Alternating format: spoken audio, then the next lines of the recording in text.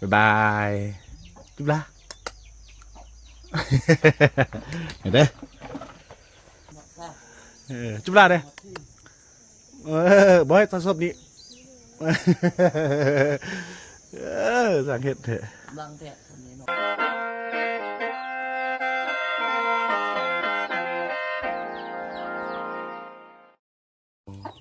ะทุกคนคลิปนี้ก็จะได้ลาเราได้บ้านนี้นะบุยผู้อยู่ผู้กินบุยผู้อยู่ผู้ดิ้นคนน้อยเด้ลาไม่เท่าเพจเราได้บ้านเนี่ยกับปะดำลาวเนี่ยพอลาไม่ลามคุณโอ้ยอื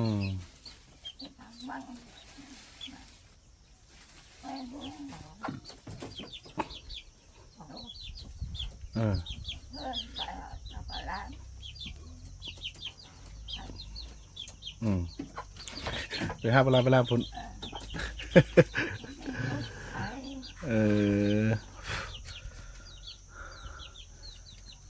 สุดน้าสิได้ลุยเข้าป่านำบุญนำกันเนาะมีผู้อยู่นี้จะไปไทยทำวิถีชีวิตอยู่ในป่าเพื่อแหละนี่สร้างบุเท้าเด้มาอาทิตย์น้ำก่อนไปป้าไม่ต้องไปป้าเด้อ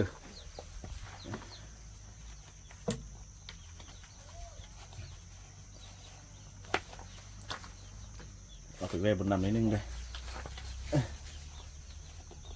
บุญนำจะนอกแทน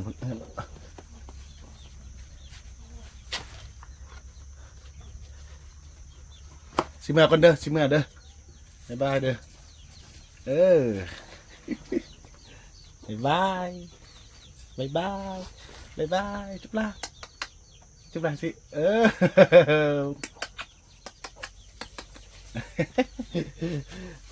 ยเขาเห็ด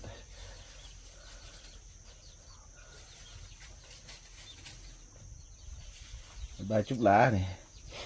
ต้องแกใส่รองเท้าก่อน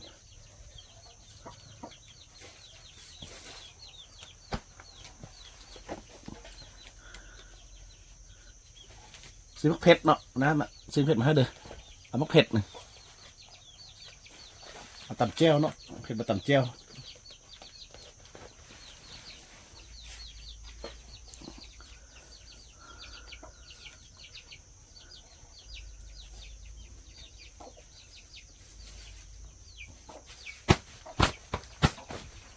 ได้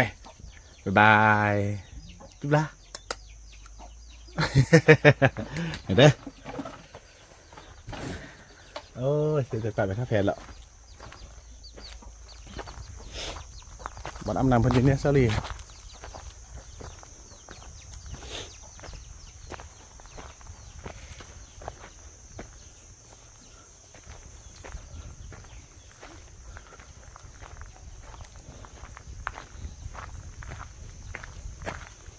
ดูแม่กันเด้อแม่กันเด้อไปบ้านได้ไหมจุ๊บลาเด้บอยตอนศพนี้สังเกตเถอะบางแดดคนนี้เนาะเอาชอบไปแวะบุญนำนิดนึงก่อนไปแวะเงินเหล่าได้ทางสบายทางสบายเดี๋ยวนี้มากกับช่องสมองปลายนึงง่ายเด้สบายทั้งวันกระโบยุ่งยากเป็นไรมึงก็อยากฟื้นนั่นแหละมึงดีช่วงให้ไวๆถ้าเจ้าก็ได้บางทีสร้างแผนกันกะอาทิตย์ต่อไปให้มันได้เข้าป่า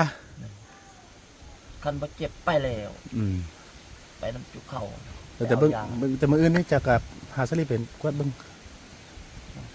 กวดเบิ้งเป็นว่าได้กันว่าบอกกันง่ายหากับก็มาไปย่างไปดำคืนหนึ่งดอกเนาะตอนคืน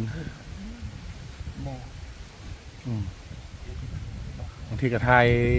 เดือนพอดีนะก็เดือนนี้ก็ได้เป็นทายเดือนเดี๋ยวไปเข้าป่าจากนอนคืนนึงคืนเช้ามาคันบันกลับกับมานอนนี่ตึ้งคืนนึงบันกลับกับสิกับได้ยุ่งเข้ามาแต่เช้าเนาะได้ประมาณเอาลูกประมาณ8-9 โมง 10 โมงมาวันพี่บอกครับน้ำสวยน้องมาดำเขาว่ามาค่อยแถวเบิ่งขันห้าค่อยออกมาแต่พุ่นนี้ใช้เวลามุ่ง3 ชั่วโมงค่อยต้องขี่รถมาแต่7 โมงฮอดที่มันได้10 โมงแค่นี้10 โมงไปนี้ แต่แห้งไปขอ ค่ำฮอดผลบ่ค่ำไรตี บ่ค่ บ่ค่ำเอาไปหั่น ำค่ำไป เอาไปนอนคืนนึง ปัญหาเจอแต่มวยมาเจอคอยเบิ่งคือเจอญาติเขาไปอยู่ไว้เมียงยิ้มไอ้จอมกับ เอากระหับหอยเมียงอีไปเอาไปหอยเมียงเอาว่ะ ไปไว้เมียงเลยมือหนึงมันลูกหันไปหาไว้เมียงบอนเขาอยู่นี่มือหนึงไปฮอดพุ่นคำเลย บ่ละอันอยู่นี่ได้ซั่นน่ะ อยู่บอนเขาอยู่ไว้เมียงเลยมาคำขันเขาไปอยู่ไว้สนาพุ่น ก็ มือหนึงมาเลย ก็ว่าหอยเมียงเนี่ยบ่ไปถึงหอยเมียงนี่แหละ ไว้เมียงแล้วมาค อืม ำแต่เขาอยู่ วะ อยู่แต่ไอ้ติ๊กเขาบอกว่า ซื้อเบอร์บางทีเข้ามาอยู่หั่นคันบ่อยู่หั่นแต่ก็อยู่แต่ติ๊กกับบุญรอด4-5 คนก็ ปกติอยู่ เออ อะไรปกติ2 คนนี่เขาจะไปเมื่อก่อนเขาลมข่อยไอ้เปื้องน้อง2 คนไปจะไปซอกตุกปากโอ้ไปซอกสังกาหรือไว้ชนะหลายมือหลายวันจะมา เออ 2 คน ว่าบางทีเป็นคิดก็บางทีเขาก็เคยทันมาเอาอีกโทร5บุญนำละเอียดตึ้มบ่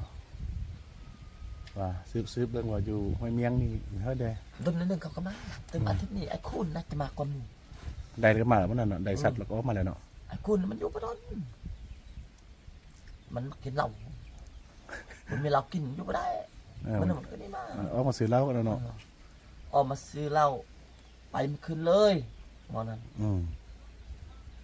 ไปหลักการบ่รับเด้ อืม มันบ่รับ อ๋อ การ2 มือมาช่วยมันรับ มันคืนเลาะการเนาะ มันขึ้นหลอกการ แม่นแล้วมันเลาะการตอนคื เฮ็ น ด มัน ยา คืน นี่สุดลายเหล้าบ่ได้เฮ็ดได้เงินก่อพื้นเฮ็ดพื้นฟักเราเป้นะเราได้เงินก็เราเป็นสิเมียงก็ ว่าให้เราพูดเปเด้เนาะ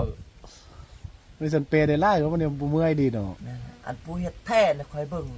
แม่ไอ้มิดกัน เออ แม่ไอ้มิดแต่เฮ็ดเวียกเก่งงับ อ่า งับ แต่ก็ให้เหล้าอยู่ติ ให้ว่า เออ ให้ตลอด คันเราบ่มานี่ฝากให้เหล้าว่าหรือว่าจังได๋ ฝากน้ำพัว ฝากคนแขน พัวเพิ่นมาเอาให้น้ำพัว อืม สุดก่อนนี่เมียเพิ่นมาสุดก่อน อืม ก่อน ที่ยานเอาบ่ฟักกันให้เหล้าดังเหล้าสิบ่ฟัก ฝากอม ฝากเขาได้เดือน สา ละ มเทื่อเราก็ได้ทั้งสามเทื่อ เออ เทื่อหนึ่งฝากอยู่ห้วยเมียงนี่อยู่ห้วยเมียงนี่เราบ่มาฝากเฮือไอ้คุณทำ200,000ไอ้คุณมาให้จ่ายกินวัด น่ะฟักบนนี้บ่ฮอดแล้วว่าคุณ แล้ววันนี้อันพอคิงมา2 เทื่อให้พอคิงเลยเรามาเทื่อนึง แล้วเราบอกเนี่ยเราเมียเราท่ามาใดบ่ล่ะคันเพื่อฟ้าเขาเพื่อน่ะ ไก เออ บ่ได้นำคุณนะสุดเฮามาแล้วมันเจ็บเลยนะ เออ บ่ได้ไอ้คุณไปซื้อเหล้าซื้อเบียร์กินเบิดผู้ชายน่ะจะฝากให้เงินน่ะอยู่แล้ว อืม บ่มีทอนฝากไว้ สิ เสีย กิน เลยล่ะ เออ สาย สิกินอย่างเดียวแล้ว แม่ เรายังกิน คันเป็นผู้หญิงเนี่ยได้ฝากซื้อหยังนะครับซื้อแค่ อืม ผู้ชายบ่ได้หรอกซื้อเหล้าซื้อเบียร์กินเบิด เอาสันได้ป่ะเนี่ยเดลี่เด้อแม่ก็เด้อสันดีนอนบนโทรศัพท์อยู่ไหนพุ่นน่ะเพิ่นมันไม่น่าหรอกก่อนนะครับพี่ โอเคเอาดีไว้เดี๋ยวเจ้าก็ได้เด้อส่งให้ใครดีซะใครเป็นไอก็ได้ พี่เพิ่นก็สิบ่ได้อยู่ อืม ญาติบาง อยากเข้ามา ญาติเขามากวด เออ ขนาดกันเทื่ออยู่ก็ต้องกิน เออ อันนี้ต้องยังเจ็บ อืม ไปได้ เขาบอกเขาอยู่เนาะใบยังบ่แล้วเนี่ย ไปโน่น เออ โน่น ไปฮันแล้วก็มาไปแล้วเที่ยวไปเที่ยวมาเฮ็ดเป็นแบบอันน่ะคนป้าคือเข้าเลยนะ จนทราบว่าเบอร์ออกก็เด้อเนาะ บ้ของเขา คักดีนะเนี่ยได้เวียกนะเขาพร้อมได้ไปติดตามเวียกเขาอีก แค่นั้นนึง อืม ไปกี่ยว เอา ไป ใครแท้ก็บ่ไปแล้วเป็นหยังแค่ขอบใจ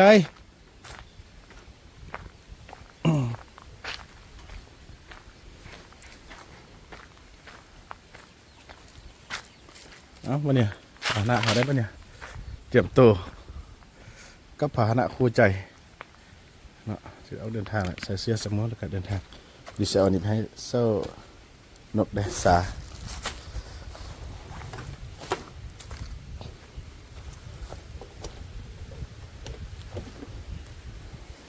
นะทุกคนที่เมื่อวานพอต้องเรื่องเนี่ยอยู่นี่กับบุยผู้อยู่เนาะ